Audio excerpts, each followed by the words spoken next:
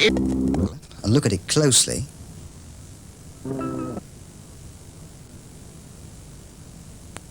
each one of those dark round patches is a bud, and each bud is just waiting for the right moment to begin to grow. But this will only happen when a tree is stressed and struggling to survive. Then the buds begin to shoot.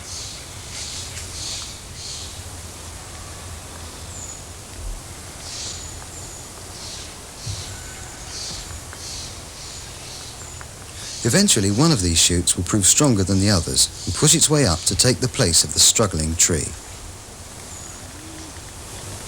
But most coastal redwoods grow from shoots like this, shoots that spring from the roots of another tree. This way of growing is very useful, especially when a tree suddenly dies. Here, where the original tree has long since gone, this ring of trees sprang from its roots, and where there was one, there are many.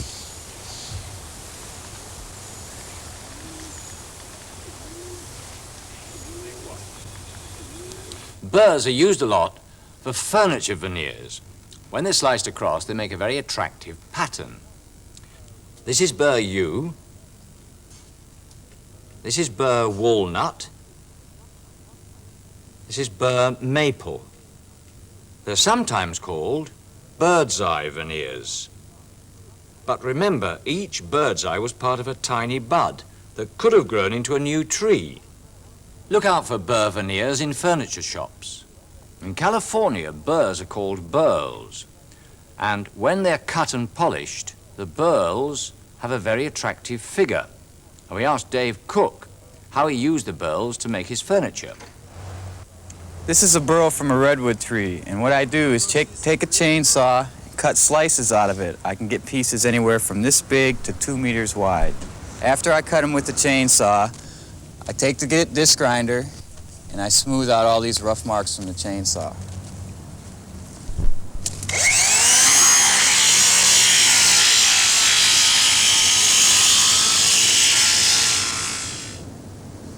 It usually takes a long time to sand it up.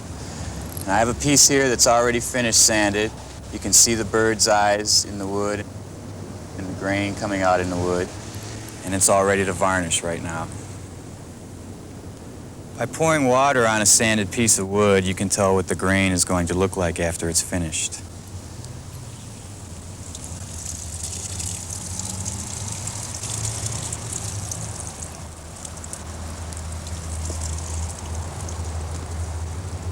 It looks just like a finished piece of wood now. This piece has been finished with the varnish. As you can see, the bird's eyes come out real nice, and it's a very nice piece. Now, apart from burrs and seeds, there's another way of growing trees. Beverly's been finding out. Where are you, Beverly? Well, David, I'm at Wakehurst Place in West Sussex. Here, scientists of the Royal Botanic Gardens use a technique called grafting. What they do is to take a short twig from a tree or a bush that they want to copy. The end is trimmed and then, very carefully, a diagonal strip is cut away. The shape of the piece cut off is very important, as a similar shaped piece is now cut away from the stem of another twig, but this twig has roots. The shape of the cuts is important, not only to make a good fit, but also to make sure that the two growing layers under the bark come together.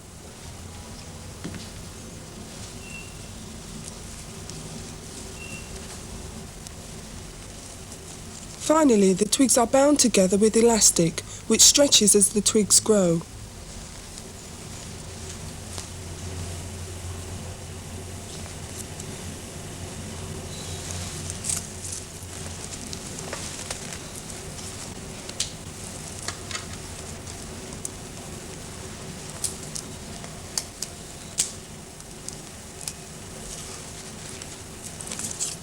When the twigs are planted, they grow together. The twig with the roots, called the rootstock, feeding the other. Under here are some twigs that were grafted 2 weeks ago. And if you look closely, you can see a swelling where the graft has pushed through the elastic. And if we take off the elastic, you can see the graft more clearly. Whenever one twig is grafted onto another, there is always a swelling and a line where the graft was formed. Fruit trees are often grafted. This is a 1-year-old cherry tree graft.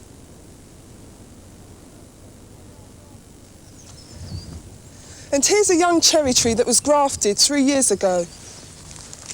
And you can see the graft is much fatter.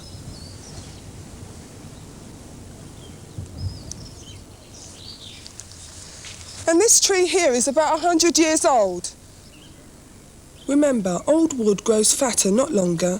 When this graft was made, the rootstock was about 2 meters high, the same as it is now. But it's not only scientists that graft trees. Take a look at this.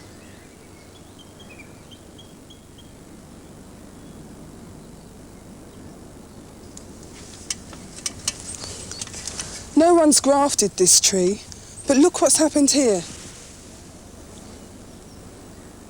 This branch is growing straight into another. It happens like this. 2 branches rub together in the wind, the bark is rubbed off, the 2 growing layers meet, and a graft is formed. So you see, David, grafting in trees can be a natural process too. Thank you, Beverly. Now, it should be possible to use grafting to make trees into all sorts of different shapes. And that's what we found out at the Tree Circus in Scotts Valley in California.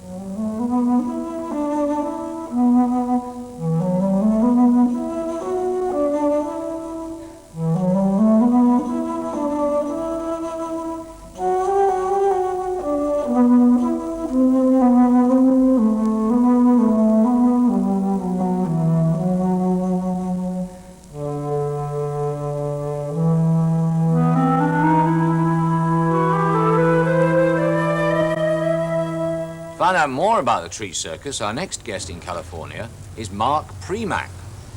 Hello, Mark. Hello, David. Can you tell us how the Tree Circus came about? Well, the Tree Circus was the work of a retired farmer by the name of Axel Erlandson. In 17 years, he created this fantastic garden filled with over 70 specimens. Axel died in 1964, but many of the trees still remain. How did he manage to produce such fantastic shapes? Axel employed 4 basic techniques, which I can show you, the simplest of which is pleaching. Pleaching? Yes, pleaching, David. Pleaching is crossing 2 branches and holding them firmly in place until a graft occurs. How did he hold them together, Mark? Well, they must be held very firmly, so Axel pushed a nail through the 2 branches, bent them around the back, and that kept them secure long enough for the graft to happen. When the grafts do succeed, the 2 branches grow together and continue to grow and thicken, as we see here. But eventually, that thickening will close the gaps between the branches. The next technique that Axel used is called approach grafting, and I can show you what that is on this tree right here. Axel rubbed the bark off of the 2 branches that he wanted to connect where they would come in contact with each other. He then wrapped those 2 branches with cloth tape. The cloth protected the branches from insects and the weather until the graft took place. Axel created a living ladder from 2 trees by approach grafting the branches of those trees to their neighbors to form the rungs of that ladder. The third technique, David, was splitting. Axel split the branch, pulled the 2 halves apart, kept them apart with metal rod or sticks until the 2 halves had healed over and formed 2 solid branches. This one has a branch that passes through it. We notice the rod here is not only keeping this branch from touching the sides of the ring, but it's also helping to keep the ring spread until the form took place. And what do you think of this, David? By splitting the branch, Axel could create simple rings, but he could also use his imagination and pull the top down, hold it in place long enough to create a Valentine's heart. You said there were 4 techniques, Mark. We've seen 3. What's the 4th? The 4th technique is notching. When Axel wanted to make a tight bend in a branch. He knew that the branch would form a curve until it snapped. So what he had to do was to cut a notch on the inside of the branch, which allowed him to create that tight bend. Where's the graft there, Mark?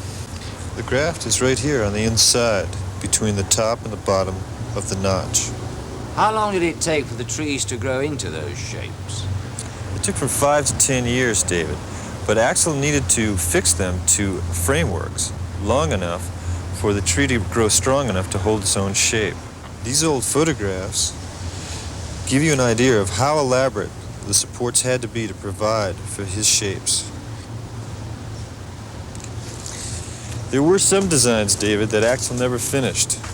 One was the cathedral window. Axel planted 10 trees, approach grafted the branches back and forth all the way to the top, where they became one tree. Had the tree grown strong enough, Axel would then have removed the frame, and the tree would have been left on its own.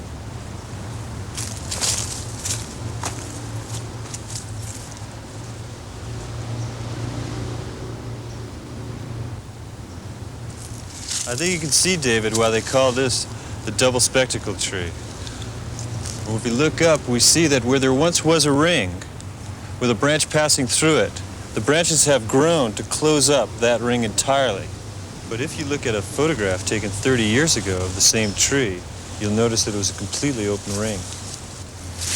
And this, David, is a tree that has grown so far as to completely hide Axel's original intentions for that tree. Thank you very much, Mark. Oh, it's been my pleasure, David. Now you've explained how the grafts were done, perhaps we can look at some of the other specimens more closely. Oh, be my guest, David.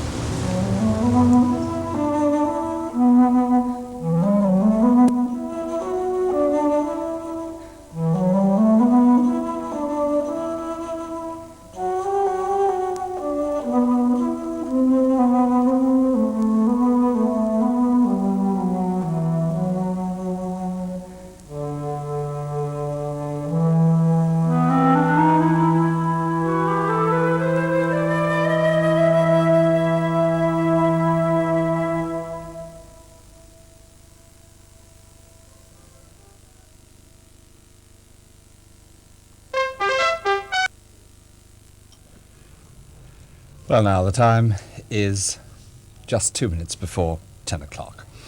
And next this morning, You and Me, which begins in a couple of minutes.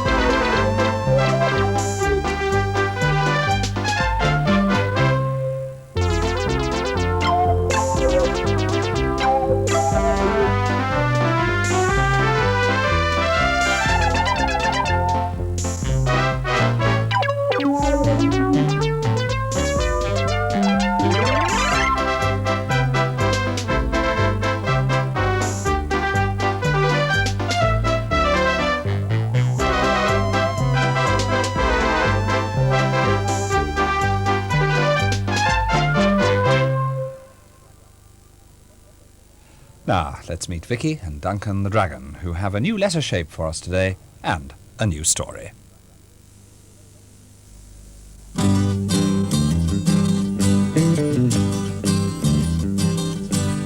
You and you. Lots and lots. For you to do. Lots and lots. For you to see. Me and you and me. Do, do.